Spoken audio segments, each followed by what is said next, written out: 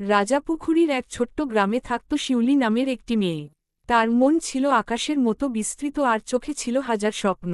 গ্রামের পাশেই ছিল এক গভীর বন। সেই বনের নাম সবাই বলত নীরব বন। কেউ সহজে সেখানে যেত না, কারণ লোকমুখে শোনা যেত সেখানে নাকি পরীরা থাকে। শিউলি ছোটবেলা থেকেই পরীর গল্প শুনতে ভালোবাসত। তার নানি প্রায়ই তাকে শোনাতেন ঠাকুরমার ঝুলি এর গল্প। সেই গল্পের পরীরা ছিল দয়ালু, সাহসী আর জাদুময়। একদিন ভোরে শিউলি বনের ধারে ফুল তুলতে গিয়েছিল। হঠাৎ সে দেখতে পেল এক অদ্ভুত আলো ঝলমল করছে। আলোটা ধীরে ধীরে মানুষের আকৃতি নিল। শিউলি অবাক হয়ে দেখল এক সুন্দর পরী দাঁড়িয়ে আছে তার সামনে। পরীর ডানা দুটো রূপালি, চোখ দুটো তারার মতো উজ্জ্বল। সে মৃদু হেসে বলল, ভয় পেও না, আমি আলোর পরী। আমি এসেছি তোমার সাহায্য চাইতে। শিউলি একটু ভয় পেলেও সাহস করে বলল, আমি কিভাবে তোমাকে সাহায্য করতে পারি? পরী বলল, আমাদের জাদুর বন বিপদে আছে। এক দুষ্ট ছায়া আমাদের আলোর ফুল চুরি করেছে। সেই ফুল না থাকলে বন অন্ধকার হয়ে যাবে। শিউলির মনে কৌতূহল আর সাহস একসঙ্গে জাগল। সে বলল, আমি তোমার সঙ্গে যাব। তারপর শুরু হলো তাদের যাত্রা। বনের ভেতরে ঢুকতেই শিউলি দেখল গাছগুলো যেন কথা বলছে। পাখিরা অদ্ভুত সুরে গান গাইছে। একটি ছোট খরগোশ এসে তাদের পথ দেখাতে লাগল। হঠাৎ আকাশ কালো হয়ে গেল। এক ভয়ঙ্কর ছায়া সামনে এসে দাঁড়াল। ছায়াটা গম্ভীর গলায় বলল, কে সাহস করেছে আমার রাজ্যে ঢোকার? পরী শান্ত গলায় বলল, তুমি আলোর ফুল ফিরিয়ে দাও। এই বন তোমার নয়। ছায়া হেসে উঠল, কিন্তু শিউলি সাহস হারাল না। সে মনে করল নানির শেখানো কথা, ভালোবাসা আর সাহসের চেয়ে বড় শক্তি নেই। শিউলি ছায়ার সামনে দাঁড়িয়ে বলল, তুমি কেন অন্ধকার হতে চাও? আলো থাকলে সবাই খুশি হয়। ছায়া কিছুক্ষণ চুপ করে রইল। তারপর ধীরে ধীরে তার রূপ বদলাতে লাগল। দেখা গেল সে আসলে এক একাকী আত্মা, যে ভালোবাসা না পেয়ে অন্ধকারে পরিণত হয়েছে। শিউলি তার হাত ধরল, বলল, তুমি চাইলে আমাদের সঙ্গে থাকতে পারো। আলো ভাগ করলে কমে না, বাড়ে। এই কথায় ছায়ার চোখে জল এল। সে আলোর ফুল ফিরিয়ে দিল। সঙ্গে সঙ্গে বন আলোয় ভরে উঠল। পাখিরা গান গাইতে লাগল, গাছের পাতা ঝলমল করতে লাগল। পরী খুশি হয়ে বলল, শিউলি, তুমি শুধু আমাদের বন নয়, এক হৃদয়কেও বাঁচিয়েছ। বিদায়ের সময় পরী শিউলিকে একটি ছোট্ট জাদুর ফুল দিল। বলল, যখনই মন খারাপ হবে এই ফুলের দিকে তাকাবে। মনে রাখবে, তোমার ভেতরেই আসল আলো। শিউলি গ্রামে ফিরে এল। সে কাউকে পুরো ঘটনা বলতে পারল না, কারণ সবাই বিশ্বাস করত না। কিন্তু তার চোখে তখন অন্যরকম দীপ্তি ছিল। তারপর থেকে শিউলি যখনই বনের ধারে যেত, সে অনুভব করত কোথাও না কোথাও আলোর পরী তাকে দেখে হাসছে। বছর কেটে গেল। শিউলি বড় হল। সে গ্রামের শিশুদের পরীর গল্প শোনাত। তাদের শেখাত, অন্ধকার যত বড়ই হোক, একটুখানি সাহস আর ভালোবাসা সব বদলে দিতে পারে। এভাবেই রাজাপুখুরীর সেই ছোট্ট গ্রামে আলো আর আশার গল্প ছড়িয়ে পড়ল। আর নীরব বন আর কখনো অন্ধকারে ডুবে গেল না। রাজাপুখুরীর পাশের গ্রাম নীলপাহাড়পুর। সেখানে থাকত লাবণী নামে এক কিশোরী। লাবণীর খুব প্রিয় ছিল রাতের আকাশ। সে চাঁদের দিকে তাকিয়ে ভাবত, ওখানে কি সত্যিই পরীরা থাকে? তার দিদা ছোটবেলায় তাকে শোনাতেন ঠাকুরমার ঝুলি এর নানা রূপকথা। সেই গল্পের চাঁদের রাজ্য, সোনার প্রাসাদ আর রূপালী ডানার পরীরা লাবণীর মনে গভীর ছাপ ফেলেছিল। এক পূর্ণিমা রাতে লাবণী বাড়ির উঠোনে বসেছিল। হঠাৎ সে দেখল আকাশ থেকে এক রূপালী আলো নেমে আসছে। আলোটা ধীরে ধীরে কাছে এসে এক সুন্দর পরীতে রূপ নিল। পরীর নাম ছিল চন্দ্রিকা। তার ডানা দুটো যেন চাঁদের আলো দিয়ে গড়া। সে কোমল কণ্ঠে বলল, লাবণী, তোমার সাহস আর মনের পবিত্রতার কথা আমরা চাঁদের রাজ্যে শুনেছি। আমাদের সাহায্য দরকার। লাবণী অবাক হয়ে বলল, আমি কি করতে পারি? চন্দ্রিকা বলল, নীলপাহাড়ের গভীরে একটি গোপন দরজা আছে। সেখানে এক কালো জাদু জমে উঠেছে। সেই জাদু আমাদের চাঁদের আলোকে ম্লান করে দিচ্ছে। লাবণী একটু ভয় পেলেও রাজি হয়ে গেল। পরী তার হাত ধরতেই তারা হালকা হয়ে আকাশে ভেসে উঠল। কিছুক্ষণ পর তারা নীলপাহাড়ের চূড়ায় নামল। পাহাড়ের গায়ে ছিল এক প্রাচীন দরজা। দরজার ওপর খোদাই করা ছিল অদ্ভুত চিহ্ন। চন্দ্রিকা বলল, এই দরজা খুলতে হলে সত্যিকারের সাহসের পরীক্ষা দিতে হবে। হঠাৎ চারদিকে কুয়াশা ছড়িয়ে পড়ল। কুয়াশার ভেতর থেকে বেরিয়ে এল এক বিশাল ছায়া। সে গর্জে উঠল, কে আমার ঘুম ভাঙিয়েছে? লাবণীর বুক কাঁপছিল, কিন্তু সে পিছিয়ে গেল না। সে মনে মনে দিদার শেখানো প্রার্থনা বলল। তারপর বলল, আমরা আলো ফিরিয়ে আনতে এসেছি। ছায়াটা হাসল। সে লাবণীর সামনে তার সবচেয়ে বড় ভয়গুলো দেখাতে লাগল, অন্ধকার, একাকিত্ব, হারিয়ে যাওয়ার অনুভূতি। লাবণীর চোখে জল এসে গেল। কিন্তু সে বুঝল, এগুলো শুধু ভয়ের ছায়া। সে দৃঢ় গলায় বলল, ভয় আমাকে থামাতে পারবে না। আমি জানি, আমার ভেতরেই আলো আছে। এই কথার সঙ্গে সঙ্গে তার বুক থেকে এক উজ্জ্বল আলো বেরিয়ে এল। সেই আলো ছায়াকে ধীরে ধীরে মুছে দিল। দরজাটা খুলে গেল। ভেতরে ছিল এক কালো পাথর, যা চাঁদের আলো শুষে নিচ্ছিল। চন্দ্রিকা তার জাদুর ছড়ি ঘুরিয়ে পাথরটাকে ভেঙে দিল। সঙ্গে সঙ্গে পাহাড়ের চারপাশ আলোকিত হয়ে উঠল। আকাশে চাঁদ আরও উজ্জ্বল হয়ে জ্বলতে লাগল। চন্দ্রিকা হাসল। তুমি শুধু চাঁদের রাজ্য নয়, নিজের মনকেও জয় করেছ। বিদায়ের সময় চন্দ্রিকা লাবণীকে একটি ছোট্ট রূপালী লকেট দিল। বলল, যখনই নিজেকে দুর্বল মনে হবে, এই লকেট ছুঁয়ে মনে করবে, তুমি আলো বহন করো। লাবণী বাড়ি ফিরে এল। পরদিন ভোরে যখন সে উঠোনে দাঁড়াল, তার মনে হচ্ছিল সবকিছু যেন একটু বেশি সুন্দর। আকাশটা আরও নীল, বাতাসটা আরও মিষ্টি। বছর কেটে গেল। লাবণী বড় হয়ে গ্রামের শিশুদের গল্প শোনাতে লাগল। সে বলত, পরীরা শুধু আকাশে থাকে না, তারা আমাদের সাহস আর ভালোবাসার মধ্যেই বাস করে। আর নীলপাহাড়ের সেই গোপন দরজা, পূর্ণিমার রাতে এখনও সেখানে হালকা রূপালী আলো দেখা যায়। কেউ কেউ বলে, চন্দ্রিকা এখনও পাহারা দেয়, যদি আবার কোনো সাহসী হৃদয়ের দরকার হয়। রাজাপুখুরীর কাছেই ছিল ছোট্ট এক গ্রাম, শালবন। সেখানে থাকত মিষ্টি স্বভাবের এক মেয়ে, নাম তার আরিবা। আরিবার সবচেয়ে প্রিয় কাজ ছিল নদীর ধারে বসে গল্পের বই পড়া। একদিন সে পড়ছিল ঠাকুরমার ঝুলি। বইয়ের পাতায় লেখা ছিল সাতলনা এক পরীর কথা, যে নাকি রংধনুর দেশ থেকে আসে। আরিবা মনে মনে ভাবল, যদি একবার সত্যিই কোনো পরীর দেখা পেতাম। সেদিন সন্ধ্যায় আকাশে বৃষ্টি থেমে হালকা রংধনু উঠেছিল। হঠাৎ নদীর জলের উপর রংধনুর রঙগুলো ঘুরতে লাগল। আরিবার সামনে এক আশ্চর্য দৃশ্য, রঙগুলো মিলিয়ে তৈরি হল এক সুন্দর পরী। তার নাম ছিল রংমালা। তার ডানায় 7টি রং ঝিলমিল করছিল। সে মৃদু হেসে বলল, আরিবা, তোমার স্বপ্নের ডাক আমি শুনেছি। আরিবা বিস্ময় বলল, তুমি কি সত্যিই রংধনুর দেশ থেকে এসেছ? রংমালা মাথা নাড়ল। হ্যাঁ, কিন্তু আমাদের দেশে সমস্যা হয়েছে। স্বপ্নঝরনা শুকিয়ে যাচ্ছে। সেই ঝর্ণা থেকেই সব রঙের শক্তি আসে। আরিবা জিজ্ঞেস করল, আমি কিভাবে সাহায্য করতে পারি? রংমালা বলল, তোমার হৃদয় সৎ আর সাহসী। তোমার সাহায্য ছাড়া ঝর্ণা আবার বয়ে উঠবে না। তারা দুজন হাত ধরতেই চারপাশ বদলে গেল। তারা পৌঁছে গেল এক অপূর্ব দেশে, আকাশ গোলাপি, মাটি রূপালী, গাছের পাতায় নীল আলো। কিছু দূরে দেখা গেল স্বপ্নঝরনা, কিন্তু তার পানি কালচে হয়ে গেছে। পাশে দাঁড়িয়ে আছে এক দুঃখী ছায়া। ছায়াটা বলল, আমি এই ঝরনাকে বন্ধ করেছি। আরিবা ভয় পেলেও জিজ্ঞেস করল, কেন?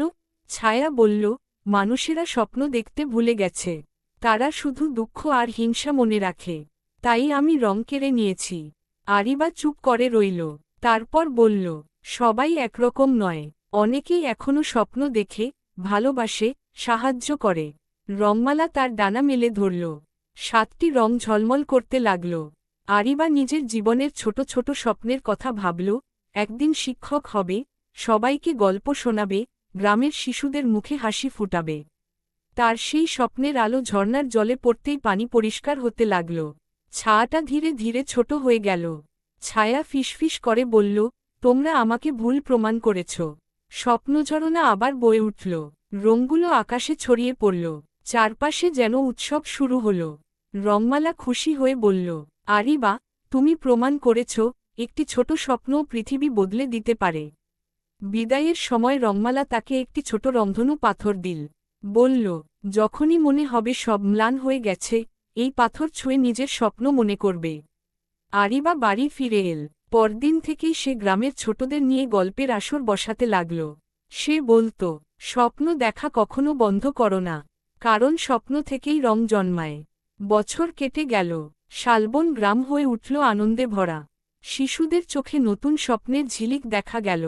আর পূর্ণিমার রাতে, যখন হালকা বৃষ্টি পড়ে, আকাশে রংধনু উঠলে কেউ কেউ বলে, রংমালা এখনো আসে, দেখে যায় কে স্বপ্ন দেখছে। রাজাপুখুরীর পাশেই ছিল সোনাঝুরি গ্রাম। গ্রামের চারদিকে শাল, সেগুন আর সোনাঝুরি গাছে ভরা এক বিশাল বন। সেই গ্রামে থাকত নরম স্বভাবের কিন্তু ভীষণ সাহসী এক মেয়ে, তার নাম তানহা। তানহার বাবা ছিলেন কৃষক। মাঠে কাজ করতে করতে তিনি প্রায়ই বলতেন, গাছ আমাদের বন্ধু, গাছ বাঁচলে আমরা বাঁচব। তানহা ছোটবেলা থেকেই এই কথা মনে গেঁথে নিয়েছিল। একদিন বিকেলে তানহা বনের ধারে বসে আকাশ দেখছিল। হঠাৎ সে শুনল কারো কান্নার শব্দ। চারদিকে তাকিয়ে দেখল, এক পুরনো সোনাঝুরি গাছের কাণ্ড থেকে হালকা সবুজ আলো বেরোচ্ছে। আলোটা ধীরে ধীরে রূপ নিল এক পরীতে। তার নাম ছিল বনলতা। তার চুল ছিল পাতার মতো সবুজ, ডানা ছিল ফুলের পাপড়ির মতো কোমল। সে বলল, তানহা, আমাদের বোন বিপদে। তানহা অবাক হয়ে জিজ্ঞেস করল, কি হয়েছে? বনলতা বলল, কিছু মানুষ লোভে পড়ে এই বন কেটে ফেলতে চায়। যদি বন নষ্ট হয়, তাহলে আমাদের পরীর রাজ্য হারিয়ে যাবে। তানহার বুক ধরফর করতে লাগল। সে বলল, আমি কি করতে পারি? বনলতা বলল, তোমার কণ্ঠই আমাদের শক্তি। তুমি যদি সবাইকে বোঝাতে পারো, বন বাঁচবে। সেদিন রাতেই তানহা অদ্ভুত স্বপ্ন দেখল। সে দেখল বন নেই, গাছ নেই, পাখির গান নেই। চারপাশ শুকনো আর ধুলোময়। তার খুব কষ্ট হল। পরদিন সকালে সে স্কুলে গিয়ে বন্ধুদের সব বলল। তারা প্রথমে হাসল, কিন্তু তানহার চোখের দৃঢ়তা দেখে চুপ হয়ে গেল। তানহা বলল, আমরা যদি গাছ না বাঁচাই, তাহলে ভবিষ্যতে আমাদের বাঁচার জায়গা থাকবে না। শিক্ষকও বিষয়টি গুরুত্ব দিয়ে গ্রামের সভা ডাকলেন। তানহা সাহস করে সবার সামনে দাঁড়াল। তার কণ্ঠ কাঁপছিল, কিন্তু সে থামেনি। সে বলল, এই বন শুধু কাঠ নয়, এটা আমাদের ছায়া, আমাদের বাতাস, আমাদের প্রাণ। গ্রামের মানুষ ভাবতে শুরু করল। যারা গাছ কাটতে চেয়েছিল, তারাও লজ্জা পেল। সেই রাতে বনলতা আবার এল। সে হাসল, বলল, তোমার সাহসই আমাদের জাদু। হঠাৎ চারপাশে অসংখ্য ছোট ছোট আলোর বিন্দু জ্বলে উঠল। তানহা দেখল, গাছের পাতায়, ফুলের মাঝে, বাতাসে, সবখানে ছোট ছোট পরীরা নাচছে। বনলতা তার হাতে একটি ছোট্ট বীজ দিল। বলল, এটা রক্ষা করবে তোমাদের বন। যতদিন এই বীজ মাটিতে থাকবে, ততদিন বন সবুজ থাকবে।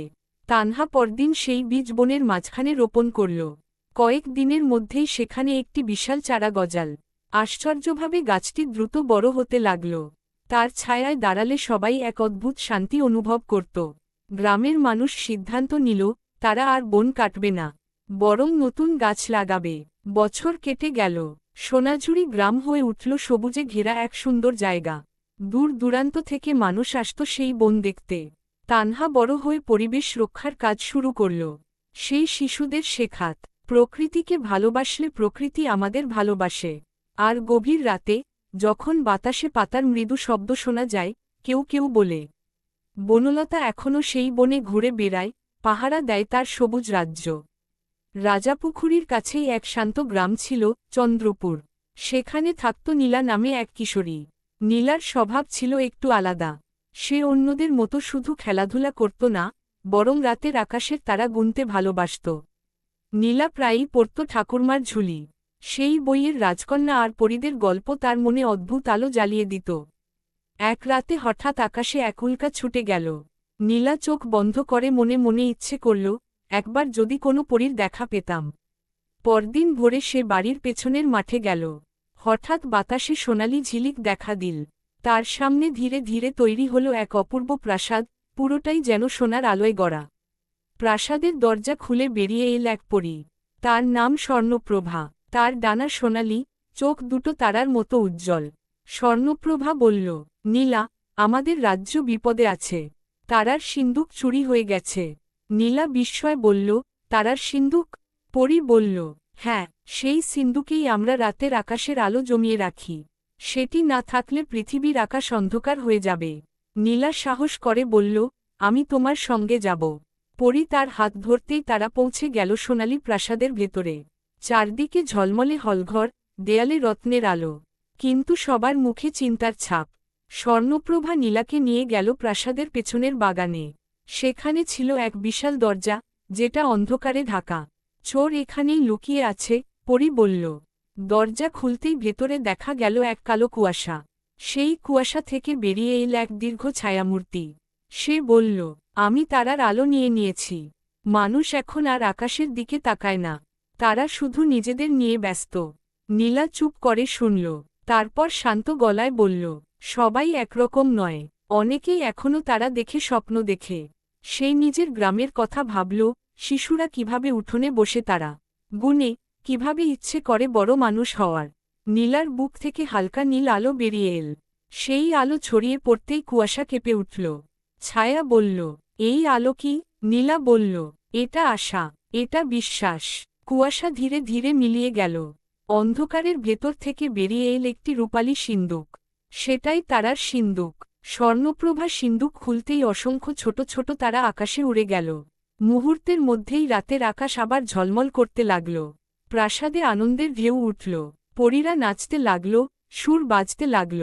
স্বর্ণপ্রভা নীলার হাতে একটি ছোট তারাখচিত কাকন পরিয়ে দিল। বলল, যখনই মনে হবে পৃথিবী অন্ধকার, এই কাকন দেখবে। মনে রাখবে, তুমি আলো জ্বালাতে পারো। নীলা যখন বাড়ি ফিরে এল, তখন সূর্য উঠেছে। সবকিছু আগের মতোই, কিন্তু তার মন ভরে আছে এক অদ্ভুত শক্তিতে। সেদিন রাতে সে আবার আকাশের দিকে তাকাল। তারাগুলো যেন একটু বেশি উজ্জ্বল। বছর কেটে গেল। নীলা বড় হয়ে শিশুদের জ্যোতির্বিজ্ঞান শেখাতে লাগল।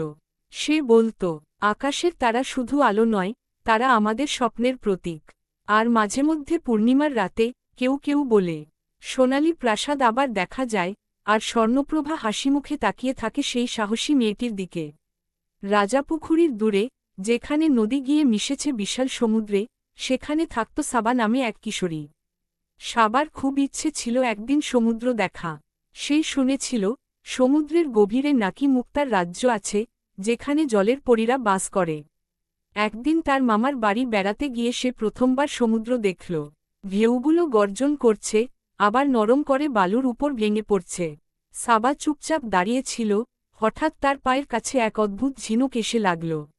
ঝিনুকটা খুলতেই ভেতর থেকে নীল আলো বেরিয়ে এল। সেই আলো ধীরে ধীরে এক পরীর রূপ নিল। তার নাম ছিল নীলাঞ্জনা।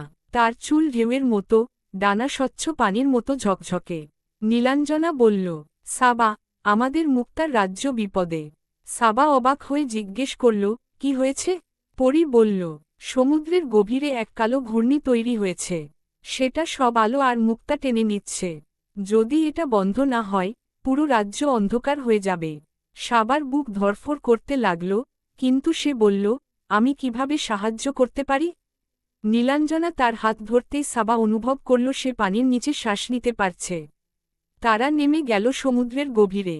সেখানে অপূর্ব এক দৃশ্য, রঙিন প্রবাল, ঝকঝকে মাছ, মুক্তায় সাজানো প্রাসাদ। কিন্তু চারদিকে একটা ভয় কাজ করছে। দূরে দেখা যাচ্ছে বিশাল কালো ঘূর্ণি। ঘূর্ণির কাছে পৌঁছতেই এক গম্ভীর কণ্ঠ শোনা গেল, মানুষেরা সমুদ্রকে ভালোবাসে না, তারা এটাকে নোংরা করে, তাই আমি সব সৌন্দর্য টেনে নিচ্ছি। সাবা চুপ করে রইল। সে জানত, কথাটা পুরোপুরি ভুল নয়। সে বলল, সবাই ভুল করে, কিন্তু সবাই খারাপ নয়। আমরা যদি চেষ্টা করি, সমুদ্রকে আবার সুন্দর রাখতে পারি। সে নিজের গ্রামের কথা ভাবল, কিভাবে সবাই মিলে নদী পরিষ্কার করেছিল। তার হৃদয় থেকে উজ্জ্বল আলো বেরিয়ে ঘূর্ণির দিকে ছুটে গেল। ঘূর্ণি কেঁপে উঠল। অন্ধকার ধীরে ধীরে পাতলা হতে লাগল। ভেতর থেকে বেরিয়ে এল আটকে থাকা মুক্তাগুলো। নীলাঞ্জনা তার জাদুর ছড়ি ঘুরিয়ে সেই আলোকে শক্তিতে পরিণত করল। মুহূর্তেই ঘূর্ণি মিলিয়ে গেল। সমুদ্র আবার শান্ত হল। মাছেরা আনন্দে সাঁতার কাটতে লাগল। মুক্তার প্রাসাদ ঝলমল করতে লাগল। নীলাঞ্জনা হাসল, তোমার সাহস আর বিশ্বাস আমাদের রাজ্য বাঁচিয়েছে। বিদায়ের সময় সে সাবার হাতে একটি ছোট মুক্তার হার পরিয়ে দিল। বলল, এই মুক্তা তোমাকে মনে করিয়ে দেবে, প্রকৃতিকে রক্ষা করা আমাদের দায়িত্ব। সাবা যখন সমুদ্রতীরে ফিরে এল, সূর্য ডুবে যাচ্ছে। আকাশ কমলা রঙে ভরে গেছে। বাড়ি ফিরে সে সবাইকে সমুদ্র পরিষ্কার রাখার কথা বলতে লাগল। বন্ধুদের নিয়ে সমুদ্রতীরে আবর্জনা কুড়াতে শুরু করল। ধীরে ধীরে গ্রামের মানুষও তার সঙ্গে যোগ দিল। বছর কেটে গেল। সেই সমুদ্রতীর এখন অনেক পরিষ্কার। পর্যটকেরা আসে, কিন্তু নিয়ম মেনে চলে। আর গভীর রাতে, যখন চাঁদের আলো সমুদ্রের জলে পড়ে, কেউ কেউ বলে, নীলাঞ্জনা এখনও ঢেউয়ের আড়াল থেকে হাসিমুখে তাকিয়ে থাকে।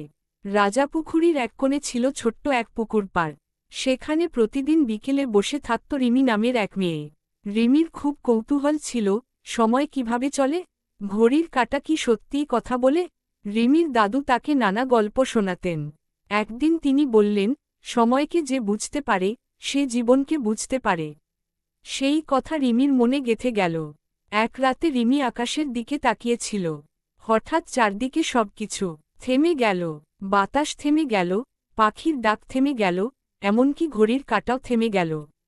তার সামনে ঝলমলে রূপালি আলো ফুটে উঠল। সেই আলো থেকে বেরিয়ে এল এক অপূর্ব পরী। তার নাম সময়প্রভা। তার ডানায় ছোট ছোট ঘড়ির কাঁটার নকশা, চোখে ঝিকমিক করছে নীল আলো। সময়প্রভা বলল, রিমি, সময়ের নগরী বিপদে। রিমি বিস্ময় জিজ্ঞেস করল, সময় আবার বিপদে পড়ে কিভাবে? পরী বলল, এক দুষ্ট ছায়া স্মৃতি ঘড়ি চুরি করেছে। সেই ঘড়ি ছাড়া মানুষ তাদের সুন্দর স্মৃতি ভুলে যাবে। রিমির মন কেঁপে উঠল। সে ভাবল, যদি সে দাদুর গল্প ভুলে যায়। সে বলল, আমি তোমার সঙ্গে যাব। মুহূর্তের মধ্যে তারা পৌঁছে গেল এক আশ্চর্য জায়গায়। চারদিকে বিশাল বিশাল ঘড়ি, টাওয়ার, সোনালি কাঁটা। সেটাই সময়ের নগরী। কিন্তু নগরীর মাঝখানে এক অন্ধকার ধোঁয়া ঘুরছে। তার ভেতরে লুকানো স্মৃতিঘড়ি। ছায়া গম্ভীর গলায় বলল, মানুষ সময়কে মূল্য দেয় না, তারা মুহূর্ত নষ্ট করে। তাই আমি স্মৃতিগুলো কেড়ে নিচ্ছি। রিমি সাহস করে সামনে এগোলো। সে বলল, ভুল সবাই করে, কিন্তু স্মৃতি ছাড়া মানুষ শেখে কিভাবে? সে নিজের জীবনের প্রিয় মুহূর্তগুলো মনে করল, দাদুর হাসি, বৃষ্টির দিনে কাগজের নৌকা ভাসানো, স্কুলের বন্ধুদের সঙ্গে খেলা। তার হৃদয় থেকে সোনালি আলো বেরিয়ে ধোঁয়ার দিকে ছুটল। ধোঁয়া কাঁপতে লাগল। সময়প্রভা তার জাদুর ছড়ি ঘুরালেন। আলো আরও উজ্জ্বল হল। ধোঁয়া ধীরে ধীরে মিলিয়ে গেল। মাঝখানে দেখা গেল সুন্দর এক ঘড়ি, স্মৃতি ঘড়ি। ঘড়িটা আবার টিকটিক করে চলতে শুরু করল। নগরী আলোয় ভরে গেল। সময়প্রভা হাসলেন, তুমি প্রমাণ করেছ, সময়কে ভালোবাসলে সময়ও আমাদের রক্ষা করে। বিদায়ের আগে তিনি রিমির হাতে একটি ছোট্ট বালুঘড়ি দিলেন। বললেন, প্রতিটি মুহূর্তকে মূল্য দিও। রিমি যখন পুকুর পাড়ে ফিরে এল, সবকিছু আবার চলতে শুরু করেছে। কেউ কিছুই টের পায়নি, কিন্তু রিমি বদলে গেছে। সে এখন সময় নষ্ট করে না। দাদুর সঙ্গে আরও বেশি সময় কাটায়, বন্ধুদের সঙ্গে হাসে, পড়াশোনায় মন দেয়। বছর পরে যখন সে বড় হল, সে শিশুদের শেখাতে লাগল, সময় সবচেয়ে বড় জাদু। এটাকে ভালোবাসলে জীবন সুন্দর হয়। আর গভীর রাতে, যখন ঘড়ির টিকটিক শব্দ শোনা যায়, কেউ কেউ বলে, সময়প্রভা এখনও আকাশের ওপার থেকে নজর রাখেন। রাজাপুখুরীর পাশের গ্রামটিতে থাকত তৃষা নামে এক কিশোরী। তৃষার অভ্যাস ছিল প্রতিদিন রাতে ঘুমানোর আগে নিজের একটা স্বপ্ন লিখে রাখা। তার ছোট্ট খাতাটার নাম সে দিয়েছিল স্বপ্ন ডায়েরি। তৃষা ছোটবেলা থেকেই রূপকথা ভালোবাসত। বিশেষ করে ঠাকুরমার ঝুলি এর গল্পগুলো তার ভীষণ প্রিয় ছিল। সে বিশ্বাস করত, স্বপ্ন কখনো মিথ্যে হয় না, শুধু ঠিক সময়ের অপেক্ষা করে। এক পূর্ণিমা রাতে তৃষা ঘুমিয়ে পড়তেই অদ্ভুত এক আলো তার ঘর ভরে দিল। সে দেখল, তার সামনে দাঁড়িয়ে আছে এক অপূর্ব পরী। তার ডানা যেন কাচের মতো স্বচ্ছ, আর চোখে হালকা বেগুনি আভা। পরী মৃদু হেসে বলল, আমি স্বপ্নলতা, তোমার স্বপ্ন ডায়েরির ডাক শুনে এসেছি। তৃষা অবাক হয়ে বলল, আমার ডায়েরি তোমাকে ডাকল? স্বপ্নলতা মাথা নাড়ল। হ্যাঁ, তুমি যেভাবে মন থেকে স্বপ্ন লেখো, তা আমাদের স্বপ্নরাজ্যে আলো জ্বালায়। কিন্তু এখন সেই রাজ্য বিপদে। তৃষার বুক কেঁপে উঠল। কি হয়েছে? পরী বলল, কাছের পাহাড়ের গোপন দরজা বন্ধ হয়ে গেছে। সেখানে জমে থাকা ভয়ের ছায়া সব স্বপ্ন আটকে দিচ্ছে। তৃষা এক মুহূর্ত দেরি করল না। সে বলল, চলো। মুহূর্তের মধ্যে তারা পৌঁছে গেল এক আশ্চর্য জগতে। সামনে বিশাল কাছের পাহাড়, যার গায়ে চাঁদের আলো পড়ে রঙিন ঝিলিক দিচ্ছে। কিন্তু পাহাড়ের চূড়ায় এক কালো ছায়া ঘুরছে। পাহাড়ের নিচে অসংখ্য ছোট ছোট আলো, ওগুলো ছিল মানুষের স্বপ্ন। কিন্তু তারা আটকে আছে। ছায়া গর্জে উঠল, মানুষ এখন স্বপ্ন দেখে না, তারা ভয় পায় ব্যর্থতাকে। তাই আমি তাদের স্বপ্ন বন্ধ করে দিয়েছি। তৃষা একটু চুপ করে রইল। তারপর বলল, স্বপ্ন ভাঙতে পারে, কিন্তু নতুন স্বপ্ন আবার গড়া যায়। সে নিজের ডায়েরির কথা ভাবল। কত স্বপ্ন ভেঙেছে, তবু সে লেখা বন্ধ করেনি। তার বুক থেকে নরম সোনালি আলো বেরিয়ে এল। স্বপ্নলতা তার ডানা মেলে ধরল। কাচের পাহাড়ে আলো ছড়িয়ে পড়ল। ছায়া কাঁপতে লাগল। সে ধীরে ধীরে ছোট হতে লাগল। এ আলো কি? ছায়া জিজ্ঞেস করল। তৃষা বলল, এটা বিশ্বাস, নিজের ওপর বিশ্বাস। হঠাৎ পাহাড়ের গোপন দরজা খুলে গেল। ভেতর থেকে রঙিন আলোর ঢেউ বেরিয়ে এলো। আটকে থাকা স্বপ্নগুলো মুক্ত হয়ে আকাশে উড়ে গেল। স্বপ্নরাজ্য আবার ঝলমল করতে লাগল। স্বপ্নলতা খুশি হয়ে তৃষার হাতে একটি ছোট্ট কাচের পালক দিল। বলল, যখনই কেউ স্বপ্ন ছেড়ে দিতে চাইবে, তুমি তাকে এই পালকের কথা বলবে। তৃষা সকালে ঘুম থেকে উঠে দেখল, তার ডায়েরির পাতার ভেতর সত্যিই একটি স্বচ্ছ পালক রাখা আছে। সেদিন থেকেই তৃষা বন্ধুদের স্বপ্ন লিখতে উৎসাহ দিতে লাগল। কেউ ডাক্তার হতে চায়, কেউ গায়ক, কেউ শিক্ষক। তৃষা সবাইকে বলত, ভয় পেলেও স্বপ্ন দেখো। বছর কেটে গেল। তৃষা বড় হয়ে লেখক হল। তার গল্পে ভরপুর থাকত পরী, পাহাড় আর স্বপ্নের আলো। আর পূর্ণিমার রাতে, যখন জানালার পাশে বসে সে লেখে, মাঝে মাঝে কাচের মতো হালকা ঝিলিক দেখা যায়। কেউ কেউ বলে, স্বপ্নলতা এখনও তার পাশে বসে, নতুন গল্পের অপেক্ষায়।